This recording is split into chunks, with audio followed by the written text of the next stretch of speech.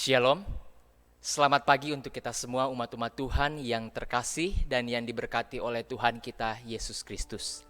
Senang rasanya pada pagi hari ini kita boleh bangun dengan tubuh yang segar, dengan tubuh yang sehat, dan tentunya terpelihara di dalam kasih Tuhan. Oleh sebab itu, marilah kita memulai hari kita dengan mendengarkan pekabaran firman Tuhan sebagai sumber kekuatan dan pengharapan di dalam kehidupan kita. Kita sama-sama tunduk kepala, kita berdoa. Maha besar Tuhan Allah Bapa kami yang bertahta di dalam kerajaan surga yang mulia, kami mengucapkan syukur untuk segala kasih, kebaikan dan kemurahan Tuhan yang masih boleh kami rasakan di sepanjang kehidupan kami. Pada pagi hari ini, izinkan kami untuk boleh hidup lebih dekat kepada Tuhan melalui mendengarkan pekabaran firman Tuhan. Biarlah Roh Kudus Tuhan berkuasa di dalam kehidupan kami, hati, jiwa, bahkan pikiran kami, untuk boleh menuntun dan memeliharakan kehidupan langkah kami untuk hidup sesuai dengan kebenaran firman Tuhan. Terima kasih Bapa, dengarlah doa kami ini, ampuni kami orang yang berdosa ini, di dalam nama Tuhan Yesus kami berdoa. Amin. Bapak Ibu sekalian, pada pagi hari ini saya rindu untuk memberikan sebuah pekabaran dan juga perenungan firman Tuhan yang saya beri judul Allah dan Orang Pilihannya. Berbicara tentang orang pilihan tentunya adalah sebuah hal yang familiar tentang umat pilihan. Umat yang dipilih Allah untuk boleh menjadi berkat untuk bangsa-bangsa yang berada di sekitarnya. Oleh sebab itu, saya ingin agar kita boleh melihat kisah daripada perjalanan bangsa Israel. Kita bisa lihat dari kitab Yesaya pasal 41 ayat yang ke-8 sampai yang ke-20. Di sana menjelaskan perikop tentang Israel hamba Tuhan. Jadi Bapak Ibu sekalian, walaupun berada di dalam pembuangan di Babel pada saat itu, Allah mengingatkan bangsa Israel bahwa mereka tetap adalah bangsa yang istimewa bagi Allah.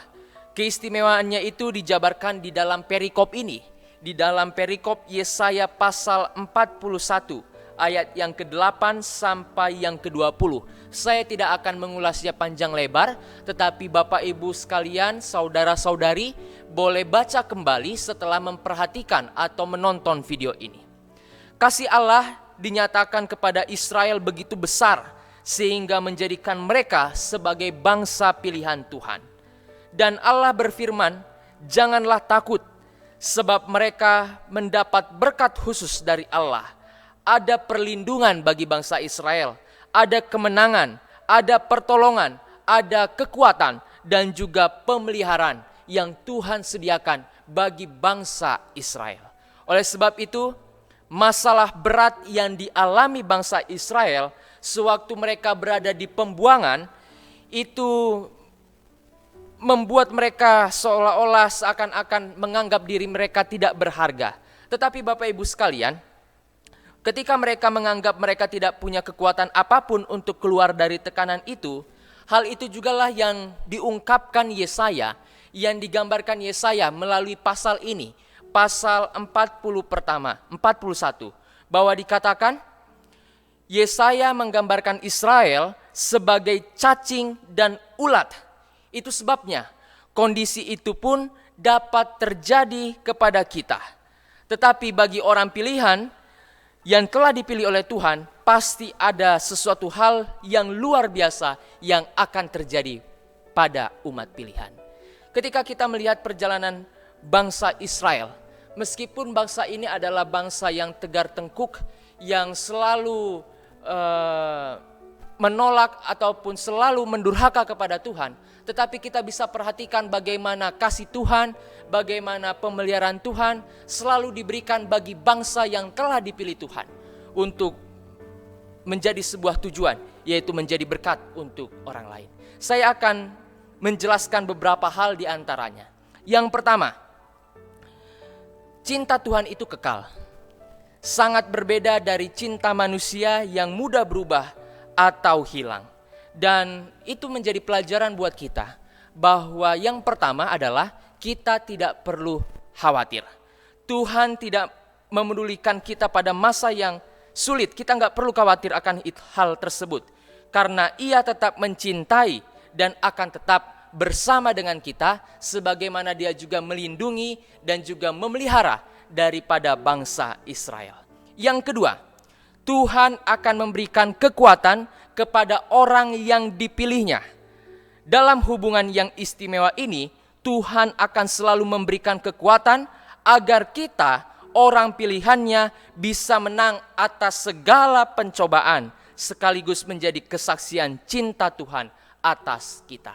Kita bisa perhatikan di dalam poin yang kedua ini, bahwa Dia akan memberikan kekuatan kepada kita untuk melewati setiap pencobaan yang ada di dalam kehidupan kita. Dan yang ketiga, di dalam cintanya, Tuhan akan memberikan kekuatan pemeliharaan. Jika kehidupan kita sedang sulit dalam masalah ekonomi atau bahkan pergumulan, maka Tuhan akan memberikan pemeliharaannya. Dia tidak akan membiarkan kita tanpa pertolongan. Sekarang ini kita sedang berada di masa yang sulit. Tidak bisa dipungkiri, semua orang merasakan hal yang sama. Tetapi kita bisa merasakan hal yang berbeda dari orang lain. Karena apa? Karena kita masih merasakan perlindungan dan pemeliharaan Tuhan di dalam kehidupan kita, meskipun sekeliling kita penuh dengan hal kesulitan. Dan yang terakhir adalah Tuhan akan menebus dosa-dosa orang yang dipilihnya agar dapat berhubungan baik dengannya.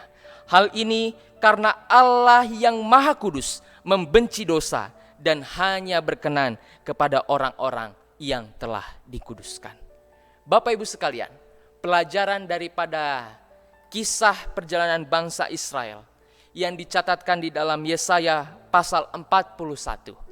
Di sana dijelaskan seperti cacing dan ulat, tanpa pertolongan Tuhan mereka tidak bisa melakukan apapun. Sama dengan kehidupan kita orang Kristen.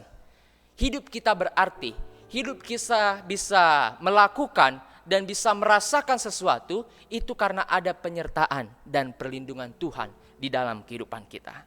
Sebagai orang percaya, kita tidak perlu menjadi orang yang selalu dipenuhi ketakutan atau kekhawatiran di dalam hidup ini. Sebab semua itu karena Allah selalu memberikan berkat istimewa kepada kita sebagai orang-orang pilihannya. Kita bersyukur, berterima kasih Allah telah memilih kita. Allah telah memanggil kita dari gelap menuju terang yang ajaib. Dengan satu tujuan, hidup kita menjadi kemuliaan bagi nama Tuhan. Dan kita juga menyaksikan kepada orang-orang yang berada di sekitar kita tentang bukti kasih nyata Tuhan di dalam kehidupan kita semua.